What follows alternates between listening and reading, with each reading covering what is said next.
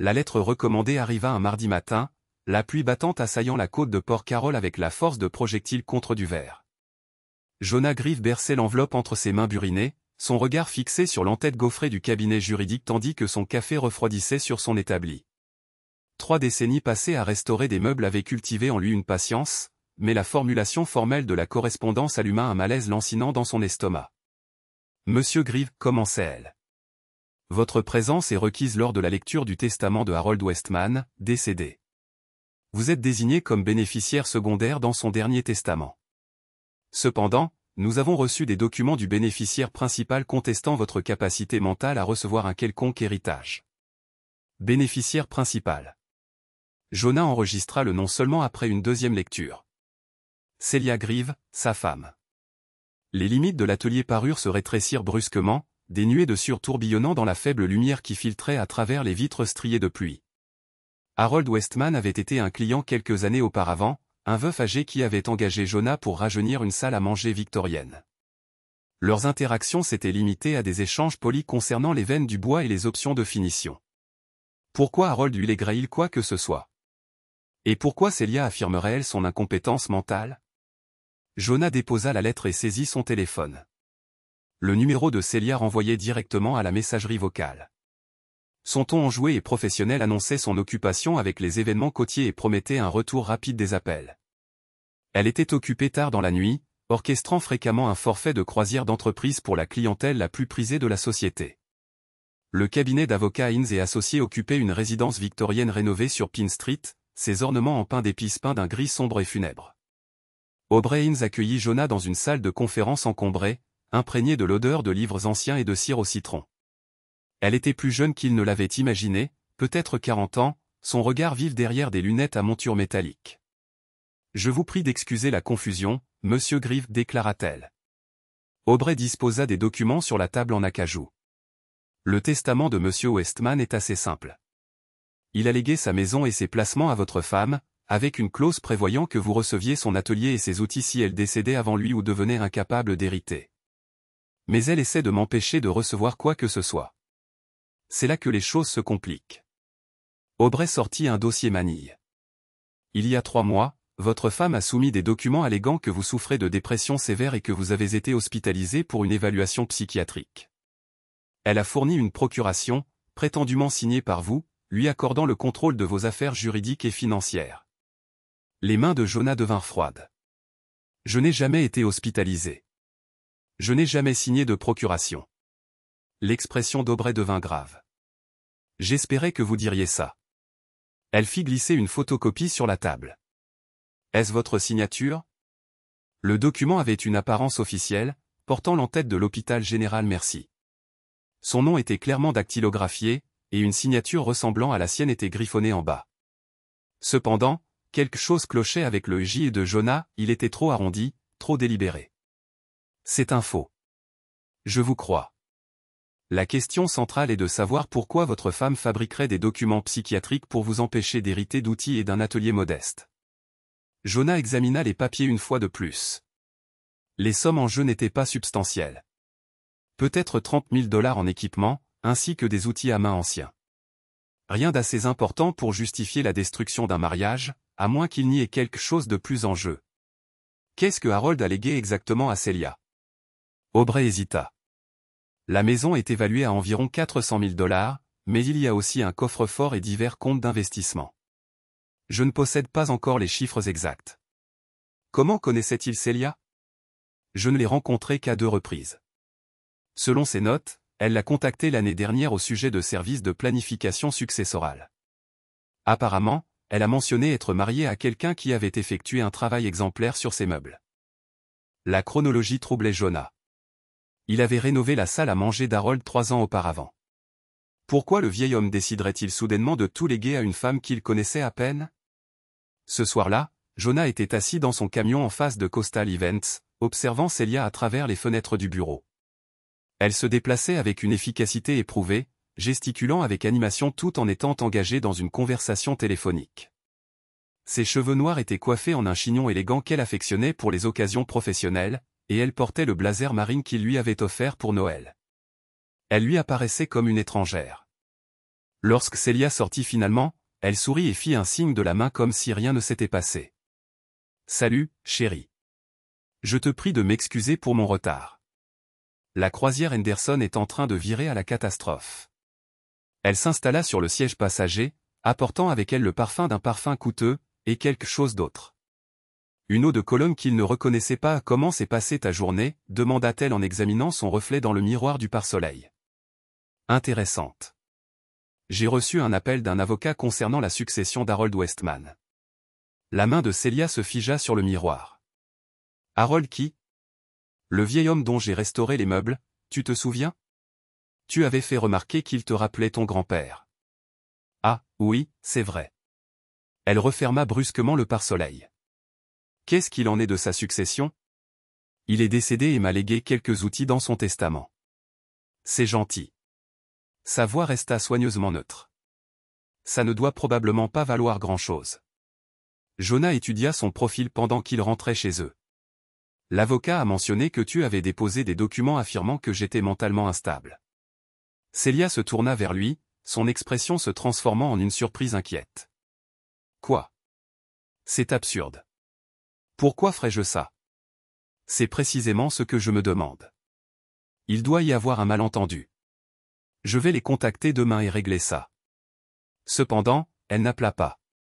Pendant 3 jours, Jonah observa Célia maintenir sa routine, séance de sport matinale, longue journée au bureau, soirée tardive passée sur son ordinateur portable, prétendument à travailler sur des propositions de clients.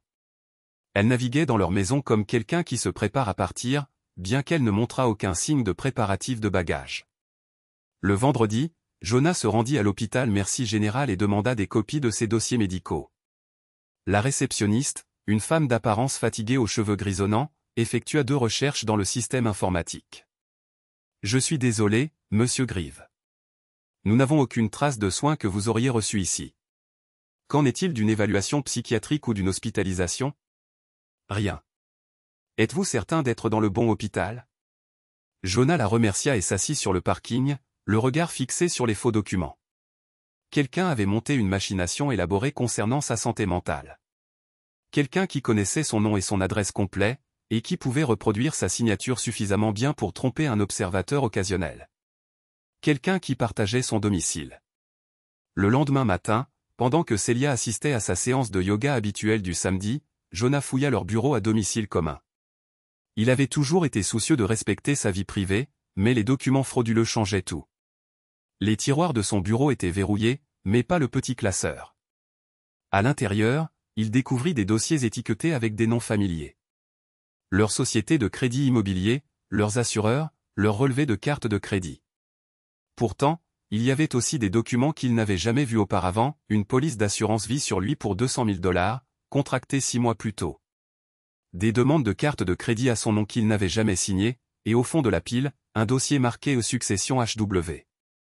Le dossier Harold Westman contenait des photocopies du testament, la correspondance avec Aubrey Haynes et des notes manuscrites dans l'écriture méticuleuse de Célia. Une page glaça le sang de Jonah. « Je ne sais rien des comptes du marché monétaire ni de la collection de pièces. Valeur totale de la succession environ 1 200 000 $. Il faut établir son incompétence mentale avant qu'il ne puisse contester. M dit que le calendrier de la croisière est parfait. » Qui était M ? Jonah photographia tout avec son téléphone, puis remit soigneusement les dossiers à leur place d'origine. Ses mains tremblaient lorsqu'il verrouilla le classeur. Célia n'essayait pas seulement de voler un héritage. Elle documentait systématiquement sa vie, comme quelqu'un qui se prépare à son décès. Cet après-midi-là, il se rendit chez Radio Shack et acheta un petit enregistreur numérique. De retour à la maison, il consacra 1 heure à le dissimuler dans la base du téléphone fixe. Si Célia tramait quelque chose, il avait besoin de preuves. Il n'eut pas à attendre longtemps. Le dimanche soir, pendant que Jonah était dans le garage à ranger des outils, le téléphone de la maison sonna. Il entendit Célia répondre, sa voix enjouée et professionnelle. Cependant, en quelques minutes, son ton se transforma en quelque chose qu'il n'avait jamais entendu auparavant, intime, conspirateur. « Je sais que tu es inquiet, mais il ne se doute de rien. Il croit qu'il s'agit simplement de quelques vieux outils. » Pause. « Miles, écoute-moi. Les faux papiers ont parfaitement fonctionné. Aubrey Haynes a accepté tout le récit sur son instabilité. Une fois la succession réglée, nous pourrons demander le divorce en invoquant sa maladie mentale. Je recevrai tout. Le tournevis de Jonah glissa, s'entrechoquant sur le sol en béton. Miles. Le directeur financier de Coastal Events, l'homme que Celia avait mentionné avec désinvolture au cours des derniers mois, à quel point il était intelligent, comment il révolutionnait leur système de gestion de la clientèle. Non, il ne contestera pas Jonah est trop passif. Il sera probablement soulagé que quelqu'un d'autre prenne les décisions. Celia rit, un son comparable à du verre brisé. De plus, d'ici là, tu auras transféré les comptes de l'entreprise comme nous en avons discuté. Il n'aura rien pour se battre. Jonah s'approcha à pas de loup de la porte de la cuisine, le pouls battant la chamade dans ses oreilles. La croisière tombe à pic, 3 jours ensemble, sans interruption, et tomber enceinte était. Enfin, ce n'était pas prévu, mais ça nous donne un levier si jamais il tente de contester le divorce. Enceinte ? Le mot frappa Jonah avec la force d'un coup physique. Celia était enceinte de l'enfant d'un autre homme tout en planifiant simultanément de le ruiner financièrement et juridiquement. Je dois y aller. Il est dans le garage, mais il pourrait entrer à tout moment.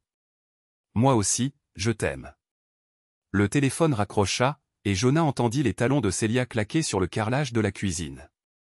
Il se força à continuer à ranger les outils, réprimant l'envie de la confronter immédiatement. Le savoir, c'est le pouvoir, et à ce moment précis, elle n'avait aucune conscience qu'il savait quoi que ce soit. Quand il finit par entrer, Celia était recroquevillée sur le canapé avec son ordinateur portable, soi-disant en train de travailler sur les itinéraires de Crow. « Comment avance le projet Henderson » demanda-t-il nonchalamment. « Bien. Complexe, mais bien. Miles a été d'une aide précieuse pour la logistique financière. Miles a l'air d'être un type intelligent. Il est très ambitieux. » Elle esquissa un sourire sans lever les yeux de l'écran. « En fait, je pourrais avoir besoin de travailler tard avec lui encore quelques soirs cette semaine. Le client souhaite des projections budgétaires complètes. » Jonah acquiesça, puis monta les escaliers pour prendre une douche. Se regardant dans le miroir de la salle de bain, il examina son reflet, 42 ans, des tempes grisonnantes, des rides gravées autour des yeux par des décennies consacrées à un travail méticuleux. Il apparaissait exactement tel qu'il était, un artisan qualifié qui avait consacré sa vie adulte à construire et à réparer. Cependant, Celia percevait quelqu'un de différent, quelqu'un de vulnérable, quelqu'un de remplaçable. Elle était sur le point de découvrir l'ampleur de son erreur de jugement. Le lundi matin, Jonah téléphona à Aubrey Haynes depuis son camion. « J'ai besoin de vous rencontrer aujourd'hui. Et j'ai besoin de tout savoir sur la relation d'Harold Westman avec ma femme. » Ils se retrouvèrent dans un café situé près du port, à une distance discrète du bureau d'Aubrey. Elle arriva avec un dossier volumineux et semblait troublée. « J'ai fait quelques recherches suite à notre conversation » déclara-t-elle, faisant glisser des papiers sur la petite table. « Harold m'a contacté au sujet de la planification successorale il y a 13 mois, mais il n'a pas mentionné votre femme au début. C'est elle qui l'a approché. Que voulez-vous dire ?» Celia a contacté Harold directement, affirmant qu'elle avait entendu dire qu'il recherchait des services de planification successorale. Elle a proposé de l'aider à organiser ses affaires gratuitement, comme une faveur à l'homme qui avait été si gentil avec son mari. Jonah sentit une vague de nausée. Elle l'a manipulé ? Il semble que oui. Pendant plusieurs mois, elle a persuadé Harold de la désigner comme principale bénéficiaire, soi-disant pour assurer votre bien-être au cas où il lui arriverait quelque chose. Elle lui a dit que vous luttiez contre la dépression et que vous aviez besoin de quelqu'un pour gérer les décisions financières. Et il l'a cru. Harold avait 83 ans, Monsieur Grieve. Ses enfants résident à l'autre bout du pays, et il était seul. Votre femme est remarquablement persuasive, et elle s'est présentée comme un membre de la famille attentionné veillant à vos intérêts. Aubrey sortit des documents supplémentaires. Mais c'est là que ça devient intéressant. J'ai examiné les dossiers médicaux d'Harold, avec le consentement de son médecin. Harold a été diagnostiqué avec une démence à un stade précoce il y a 8 mois. Techniquement, cela rend le testament contestable. C'est-à-dire ? C'est-à-dire que si nous pouvons démontrer que Celia a manipulé un homme aux facultés mentales diminuées, nous pouvons invalider l'ensemble du testament et potentiellement engager des poursuites pour fraude. Jonah examina les dossiers médicaux. Que dois-je faire ? Tout d'abord, nous documentons méticuleusement tout, la procuration falsifiée, les affirmations psychiatriques fabriquées, toute preuve de sa tromperie. Ensuite, nous déposons une contestation formelle du testament et demandons une enquête approfondie. Combien de temps cela prendra-t-il? Des mois. Peut-être un an. Mais, monsieur Grieve, il y a autre chose que vous devriez savoir. La succession d'Harold vaut considérablement plus que ce que votre femme a laissé entendre. La maison, les investissements et les objets de collection totalisent près de 2 millions de dollars. 2 millions? Assez pour disparaître complètement, laissant Jonah avec rien d'autre que des documents frauduleux alléguant son incompétence mentale. Ce soir-là, Jonah confronta Celia, sondant prudemment l'étendue de ses connaissances. L'avocat a appelé aujourd'hui au sujet de la succession d'Harold. Apparemment, il y a une certaine confusion concernant le testament. Celia leva les yeux de sa fourchette à dîner, suspendue à mi-chemin de sa bouche. Quel genre de confusion? Quelque chose au sujet d'Harold souffrant de démence lorsqu'il l'a signé. Il pourrait devoir enquêter pour savoir s'il était apte à léguer une succession aussi importante à quelqu'un qu'il connaissait à peine. Une fortune considérable? La voix de Celia était soigneusement modulée. Je croyais qu'il ne s'agissait que d'une maison et de quelques vieux outils. C'est ce que je pensais aussi, mais apparemment, Harold possédait des investissements importants. L'avocat a mentionné quelque chose comme 2 millions de dollars. Celia posa sa fourchette. 2 millions. Je sais, pas vrai? Qui aurait imaginé qu'un vieux restaurateur de meubles puisse accumuler autant de richesses? Celia resta silencieuse pendant le reste du dîner, mais Jonah l'observa passer un appel téléphonique depuis le jardin plus tard dans la soirée. À travers la fenêtre, il la regarda arpenter la terrasse, gesticulant avec emphase. Quel que soit ce qu'elle disait à Miles, elle était mécontente. Le lendemain matin, Jonah se réveilla et constata que Celia était déjà partie. Elle avait laissé un mot indiquant qu'elle avait des réunions tôt et ne reviendrait pas avant tard. Son ordinateur portable avait disparu du bureau à domicile. Jonah contacta Aubrey. Elle est au courant pour l'argent. Je crois qu'elle panique. Bien. Les individus paniqués commettent des erreurs. Mais, monsieur Grieve, je dois vous mettre en garde sur quelque chose.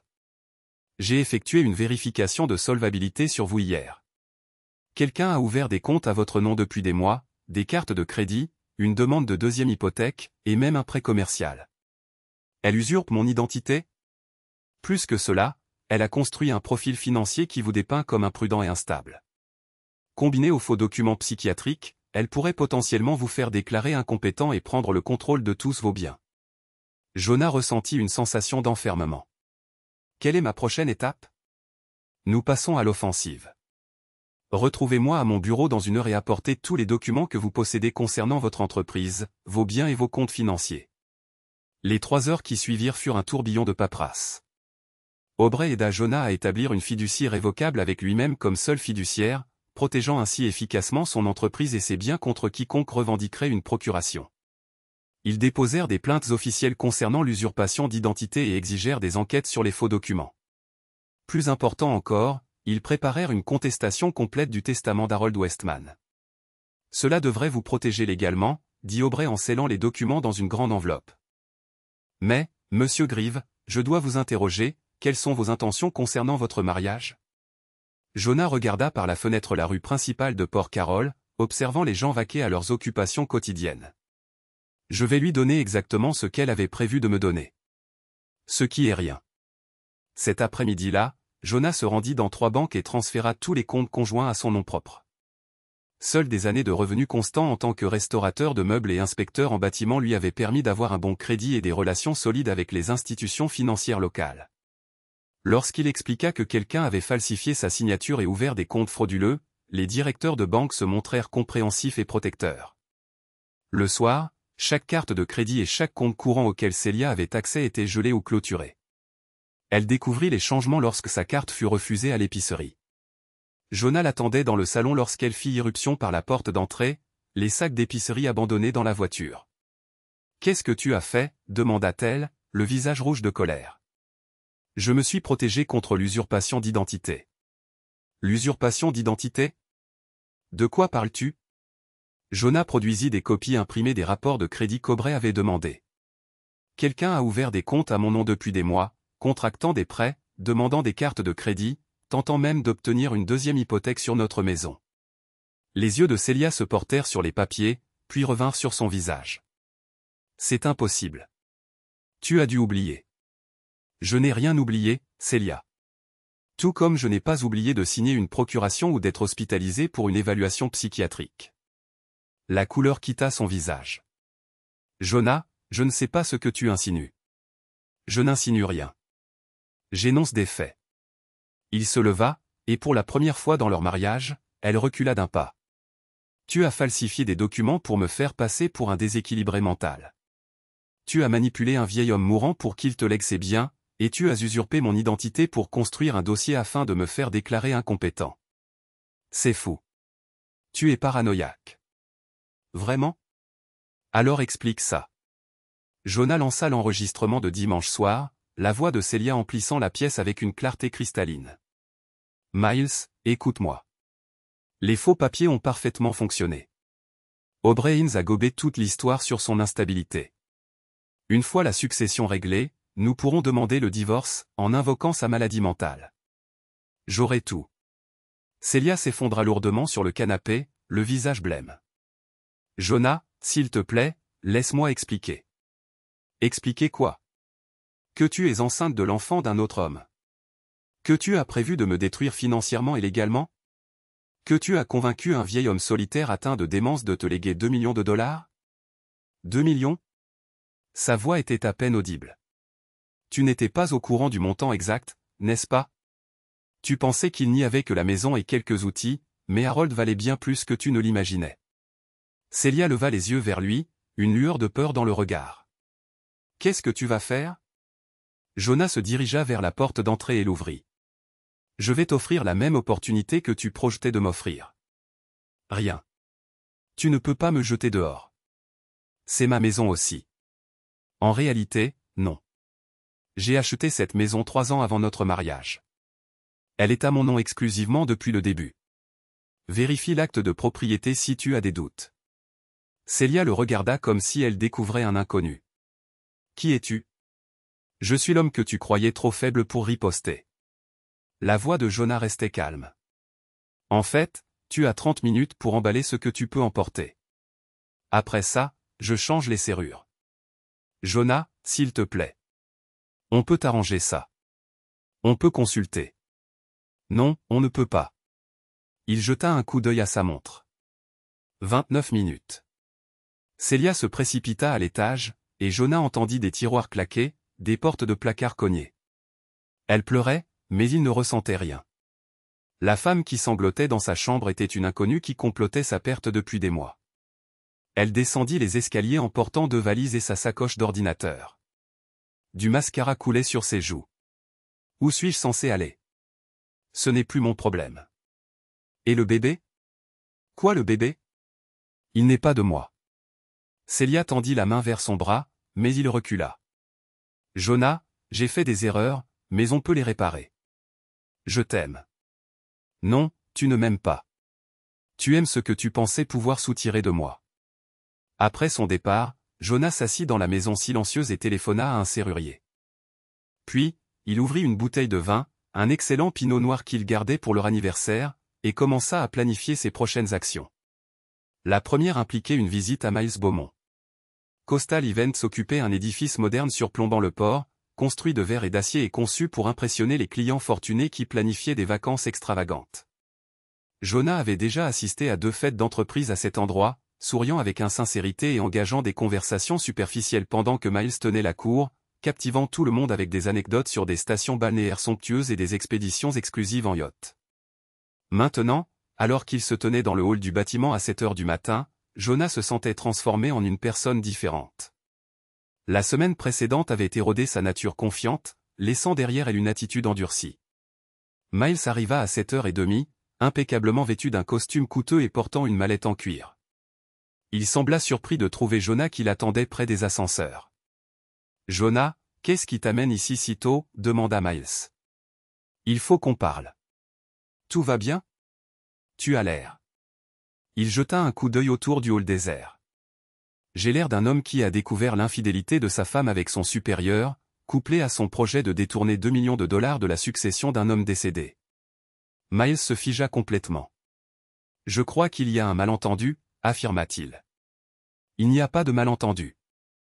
Je possède des enregistrements, Miles. J'ai des documents. Je suis au courant de la grossesse, des faux documents, du complot visant à me faire déclarer inapte mentalement. L'ascenseur arriva avec une sonnerie discrète. Miles entra, et Jonah suivit. Jonah, soyons raisonnables. Raisonnable? Jonah appuya sur le bouton du 5e étage. Tu as eu des relations intimes avec ma femme, tu l'as aidé à commettre une fraude, et tu as comploté pour voler tout ce que j'ai travaillé à accomplir. Qu'est-ce qui est raisonnable là-dedans? Miles rétorqua.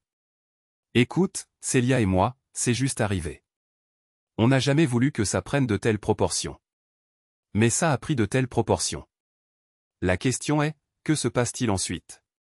Les portes de l'ascenseur s'ouvrirent sur la réception de Coastal Events. Miles guida Jonah devant des bureaux vides vers son bureau d'angle, ayant manifestement l'intention de confiner la confrontation imminente. Miles ferma la porte du bureau et fit face à Jonah. Que veux-tu? Je veux que tu comprennes à qui tu as affaire. Le ton de Jonah était amical, presque affable. Tu vois un individu tranquille qui répare des meubles et inspecte des bâtiments. Quelqu'un de vulnérable. Quelqu'un que tu peux facilement manipuler. Ce n'est pas. Mais voici ce que tu as négligé, Miles. Je gère ma propre entreprise depuis 15 ans. Je communique quotidiennement avec des entrepreneurs, des fournisseurs, les réglementations du bâtiment et les fonctionnaires de la ville. Je sais comment faire des recherches, comment documenter et comment monter un dossier. Jonah sortit son téléphone et accéda à un fichier vidéo. Par exemple, je sais que tu utilises les ressources de l'entreprise pour orchestrer une nouvelle vie avec ma femme. Ordinateur de l'entreprise, téléphone de l'entreprise, même les cartes de crédit de l'entreprise pour tes séjours à l'hôtel. Le visage de Miles pâlit. Tu ne peux rien prouver. En fait, si. Jonah tourna l'écran de son téléphone vers Miles. La vidéo affichait des relevés financiers, des extraits de cartes de crédit, des notes d'hôtel et des historiques d'appels. Celia tenait des registres méticuleux. Elle a tout documenté au cas où elle aurait besoin d'un moyen de pression sur toi plus tard. C'est impossible. J'ai été discret. Elle l'a été davantage. Celia ne fait confiance à personne, Miles. Ni à toi, ni à moi, ni à quiconque. Elle a accumulé des polices d'assurance contre toutes les personnes dans sa vie. Jonah remit son téléphone dans sa poche. La question est de savoir si tu souhaites que ces informations restent confidentielles ou qu'elles fassent partie d'une enquête publique pour fraude et détournement de fonds. Miles s'enfonça dans son fauteuil de bureau. Qu'est-ce que tu veux? Je veux que tu disparaisses. Démissionne de ton poste, quitte la ville et ne contacte plus jamais Celia. Je ne peux pas simplement démissionner. J'ai des contrats, des obligations. Tu as des préoccupations plus urgentes que des contrats de travail. Le conseil d'administration de l'entreprise pourrait être très intéressé de découvrir que son directeur financier a détourné des fonds et utilisé les ressources de l'entreprise à des fins personnelles. Ce n'est pas un détournement de fonds. J'avais l'intention de tout rembourser avec l'argent de la succession d'Harold Westman. La succession que Celia a obtenue par la fraude et la manipulation d'un homme atteint de démence. Miles fixa Jonah comme s'il le percevait clairement pour la première fois. Tu n'es plus la même personne. Non, je ne le suis pas. L'ancien Jonah t'aurait affronté émotionnellement, aurait peut-être donné un coup de poing. Aurait probablement fini par apparaître comme l'antagoniste. Ce Jonah comprend que la vengeance la plus efficace est l'humiliation publique et la ruine financière. Jonah se dirigea vers la fenêtre du bureau et contempla le port. Tu as 48 heures pour démissionner et quitter Port Carroll. Si tu es toujours là vendredi, je commencerai à appeler les membres du conseil d'administration, l'unité d'enquête sur les fraudes de l'État et un journaliste que je connais, spécialisé dans les affaires de corruption d'entreprise. Jonah, s'il te plaît. J'ai fait des erreurs, mais détruire ma carrière ne restaurera pas ton mariage. Mon mariage s'est terminé au moment où toi et Celia avez commencé à comploter pour me voler. Mais tu as raison. Détruire ta carrière ne le restaurera pas. Cela me donnera simplement un sentiment de vengeance. Miles tenta un dernier appel. Et le bébé? Tu ne te soucies pas d'un enfant innocent? Jonah se détourna de la fenêtre. Cet enfant n'est pas innocent. C'est la preuve d'une trahison, et ce n'est pas ma responsabilité. Il se dirigea vers la porte du bureau, puis s'arrêta. Oh! Et Miles, Celia va essayer de te persuader de contester cela, de rester et de l'aider à sauver la fraude successorale. Ne l'écoute pas. Elle t'a trompé comme elle m'a trompé. Quoi qu'elle t'ait promis, elle n'a jamais eu l'intention de tenir ses promesses. Jonah laissa Miles assis derrière son bureau luxueux, fixant des documents financiers qui ressemblaient soudain à des preuves dans une affaire criminelle. 2 jours plus tard, Coastal Events annonça que Miles Beaumont avait démissionné pour poursuivre d'autres opportunités. Celia appela Jonah 14 fois ce jour-là. Il ne répondit pas. La véritable confrontation eut lieu le samedi matin. Jonah était dans son atelier, en train de poncer une commode victorienne, lorsque Celia apparut dans l'encadrement de la porte. Elle était différente, les yeux cernés, portant un vieux jean et un pull froissé au lieu de ses tenues élégantes habituelles. « Miles a quitté la ville », dit-elle sans préambule. Jonah continua de poncer. « J'ai entendu dire que tu l'avais détruit. » Il s'est détruit lui-même. Je n'ai fait que le documenter. Celia entra dans l'atelier, regardant autour d'elle les outils et les copeaux de bois comme quelqu'un visitant un pays étranger. « Il faut que ça cesse, Jonah. Nous devons parler comme des adultes. Nous avons essayé mardi soir. Tu as menti sur tout. J'ai fait des erreurs. Tu as commis une fraude. » Jonah posa son papier de verre et la regarda droit dans les yeux. Tu as manipulé un homme mourant atteint de démence. Tu as falsifié des documents juridiques. Tu as volé mon identité. Ce ne sont pas des erreurs, Celia. Ce sont des crimes. Elle s'assit sur un tabouret de travail, paraissant soudain épuisée. Qu'est-ce que tu veux de moi? Je veux que tu signes une confession reconnaissant que tu as falsifié la procuration et les documents d'évaluation psychiatrique. Pourquoi ferais-je ça? Parce que si tu ne le fais pas, je vais m'assurer que tout le monde à Port Carroll sache exactement ce que tu as fait. Tes amis de la salle de sport, tes collègues, ton club de lecture, ton professeur de yoga. Tout le monde. Celia eut un rire amer. Tu crois que je me soucie des commérages? Je pense que tu accordes de la valeur à ta réputation avant toute chose. C'est pourquoi tu as fait si attention à me dépeindre comme instable, tout en conservant ton image de femme parfaite et soutenante. Jonah sortit un dossier. Mais j'ai documenté aussi, Celia. J'ai des photos de chaque document falsifié, des enregistrements de tes conversations avec Miles, des preuves du vol d'identité et des témoignages du médecin d'Harold Westman concernant sa démence. Il étala les papiers sur son établi. J'ai aussi autre chose. Une attestation de votre gynécologue confirmant votre grossesse et la date de conception approximative. Ironie du sort. Vous avez conçu pendant cette croisière d'entreprise. 3 jours où j'étais à la maison, à travailler sur la rénovation de la maison Henderson. Celia fixa les dossiers médicaux. Comment vous êtes-vous procuré ça? Vous avez laissé la carte de rendez-vous sur votre commode. J'ai appelé en expliquant que j'étais votre mari et que je tentais de coordonner la couverture d'assurance pour les soins prénataux. Étonnant de voir à quel point les cabinets médicaux peuvent être serviables lorsqu'ils croient parler à un conjoint attentionné. C'est illégal. La confidentialité médicale, contrairement à la falsification d'évaluation psychiatrique, c'est légal? Voler l'identité de quelqu'un, c'est légal? Celia resta silencieuse un long moment, étudiant ses mains. Qu'est-ce qui se passe si je signe votre confession? Vous renoncez à toute prétention à l'héritage d'Harold Westman. Vous admettez que les documents ont été falsifiés. Et vous me laissez tranquille. Et le bébé? Qu'en est-il? C'est toujours votre beau-fils. Légalement. Plus après le divorce. Et Celia? Il va y avoir un divorce. La seule question est de savoir si cela se fait discrètement ou si cela devient un spectacle public. Elle jeta de nouveau un coup d'œil à l'atelier, à son organisation soignée, à ses outils de qualité, à ses projets de meubles à moitié terminés. Je n'ai jamais compris cet endroit. Tout ce bricolage.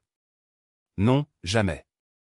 Vous avez vu quelqu'un que vous pouviez exploiter, et quand j'ai cessé d'être utile, vous avez décidé de vous débarrasser de moi. Ce n'est pas vrai.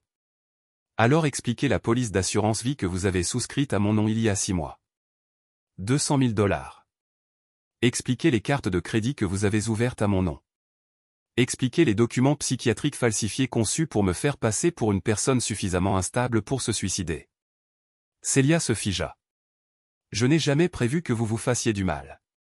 Peut-être pas consciemment, mais vous avez créé une trace écrite qui ferait passer ma mort pour le résultat inévitable d'une maladie mentale. Très pratique pour une veuve qui tente de réclamer une assurance vie et des héritages.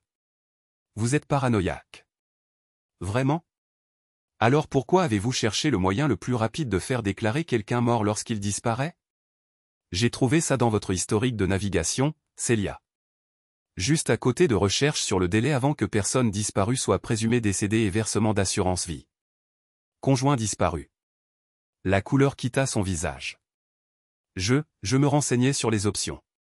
Vous planifiez ma disparition. Peut-être pas mon meurtre, mais certainement ma destruction. Et quand j'aurais disparu, mort, interné ou simplement brisé, vous et Miles auriez tout eu. Jonah prit un stylo plume sur son établi et le lui tendit. Signez la confession, Celia. C'est le dernier cadeau que je vais vous faire. Quel cadeau? La chance de disparaître discrètement avant que je ne décide de porter plainte. Elle prit le stylo, les mains tremblantes. Où dois-je signer? 3 semaines plus tard, Jonah se retrouva assis dans le bureau d'O'Brien alors qu'elle examinait méticuleusement les documents successoraux définitifs. Le testament d'Harold Westman a été déclaré invalide en raison de sa capacité mentale diminuée au moment de la signature, annonça TL avec une gravité professionnelle. Puisqu'il est décédé sans testament, sa succession revient à ses plus proches parents vivants, une fille résidant à Seattle et un fils basé à Denver. Qu'en est-il de la maison et de l'atelier qu'il m'a légué? Demanda Jonah. Cette disposition faisait malheureusement partie du testament invalide, expliqua O'Brien. Cependant, poursuivit-elle, il y a un développement intéressant. La famille d'Harold est désireuse de tout liquider rapidement. Ils ont offert de vous vendre l'atelier et les outils pour 30 000 $, un chiffre bien inférieur à la valeur marchande. Jonah hocha lentement la tête. J'accepte. Il y a plus, ajouta O'Brien. La confession de Celia concernant les documents falsifiés a été transmise au bureau du procureur. Il délibère actuellement sur l'opportunité d'engager des poursuites pénales. De plus, Miles a complètement disparu. Coastal Events a déposé une plainte auprès de la police concernant des fonds manquants de l'entreprise, mais il a apparemment quitté l'État. O'Brien se pencha en arrière sur sa chaise, son regard direct. Monsieur Grieve, je dois vous demander, qu'est-ce que ça fait? Qu'est-ce que ça fait de quoi? Répondit Jonah, perplexe. D'obtenir justice. De gagner. Jonah réfléchit attentivement à la question. Il imagina Celia résidant dans un modeste motel à la périphérie de la ville, travaillant comme serveuse dans un restaurant, aux prises avec les difficultés de la grossesse seule. Il imagina Miles fuyant les dettes et les accusations criminelles potentielles, sa carrière irrémédiablement ruinée. Il pensa à Harold Westman, manipulé et trompé durant ces derniers mois par quelqu'un en qui il avait implicitement confiance. Ça n'a pas l'impression d'une victoire, dit-il finalement, la voix empreinte de mélancolie. Ça a l'impression de survivre. Néanmoins, ce soir-là, alors que Jonah ouvrait l'atelier d'Harold pour la première fois en tant que son légitime propriétaire, il éprouva une sensation différente. Le vieil homme avait conservé ses outils dans un état impeccable, rangés avec la précision méticuleuse de quelqu'un qui comprenait que l'excellence d'un travail exigeait un équipement approprié. Les rabots étaient disposés avec soin par taille, les ciseaux à bois étaient d'une netteté et d'une propreté irréprochables, et les établis étaient lisses, usés par des décennies d'utilisation dévouée. Harold avait été un artisan, tout comme Jonah, quelqu'un qui s'était consacré à construire plutôt qu'à détruire. Jonah passa sa main avec respect sur l'établi principal, sentant la douce empreinte creusée par d'innombrables projets. Fixée au mur, une petite pancarte portait l'écriture soignée d'Harold, mesurée 2 fois, coupée 1 fois. Bon conseil pour la menuiserie, meilleur conseil pour la vie. Alors qu'il fermait l'atelier à clé et retournait vers son camion, Jonah remarqua un véhicule familier garé de l'autre côté de la rue. Celia était assise au volant, l'observant attentivement. Leurs regards se croisèrent, puis elle démarra le moteur et s'éloigna sans prononcer un seul mot. Certaines choses, une fois irrémédiablement brisées, ne pouvaient pas être réparées. Aucune quantité de compétence ou de patience ne pouvait leur rendre leur état d'origine. Le mieux que l'on puisse espérer était de récupérer les composants utilisables et de recommencer à neuf avec des matériaux de qualité supérieure. Jonah rentra chez lui en voiture à travers les rues tranquilles de Port Carroll, en longeant le port où des yachts de luxe tanguaient doucement au mouillage, devant les maisons victoriennes où des retraités aisés menaient une vie confortable, fruit d'une planification minutieuse et d'une sagesse accumulée. La ville semblait inchangée, mais il l'apercevait désormais différemment, non plus comme un havre où la tromperie restait impunie, mais comme une communauté où la vérité finissait par remonter à la surface, tel le pétrole dans l'eau. De retour chez lui, il se versa un verre de vin et s'assit dans son salon, contemplant le vide laissé par les affaires de Célia. La maison lui paraissait plus spacieuse, plus propre et plus honnête. Le lendemain, il se lancerait dans le processus ardu de reconstruction de son entreprise, de sa réputation et de sa vie. Mais ce soir, il se délectait simplement de la satisfaction tranquille du travail bien fait. Dehors, la pluie commença à tomber sur la côte de Port-Carol, nettoyant les rues dans l'attente de ce que l'avenir lui réservait.